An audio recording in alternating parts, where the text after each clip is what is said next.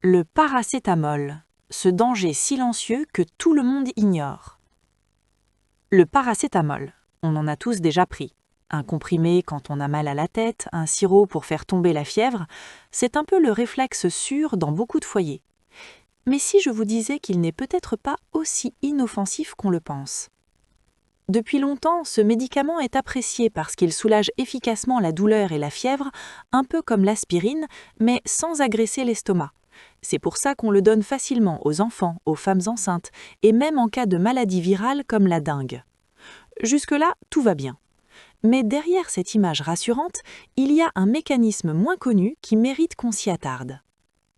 Dans notre corps, il existe une substance essentielle appelée glutathion. Imaginez-le comme un bouclier naturel. C'est lui qui aide le corps à se défendre contre les toxines, les infections et même certaines maladies graves. Il protège aussi des organes importants comme le foie, le cerveau ou le cœur. Le problème, c'est que le paracétamol utilise ce glutathion pour être éliminé par l'organisme. Un peu comme si chaque fois que vous preniez un comprimé, vous dépensiez une partie de votre réserve de protection. À petite dose, de temps en temps, le corps s'en sort très bien, il recharge ses stocks. Mais si l'on en prend régulièrement ou sur une longue période, ces réserves peuvent diminuer, et là, le bouclier devient plus fragile. Le corps peut alors être moins efficace pour se défendre contre les agressions. Et à forte dose, c'est encore plus préoccupant. Si la quantité de paracétamol dépasse ce que le corps peut gérer, le glutathion ne suffit plus.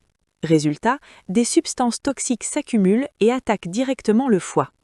Dans les cas graves, cela peut entraîner des lésions irréversibles, voire des conséquences vitales en quelques jours. Alors, faut-il arrêter le paracétamol?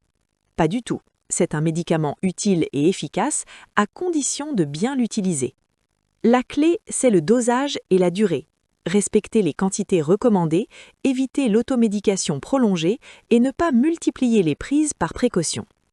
En résumé, le paracétamol n'est pas un ennemi, mais ce n'est pas non plus un bonbon. Comme souvent en santé, tout est une question d'équilibre.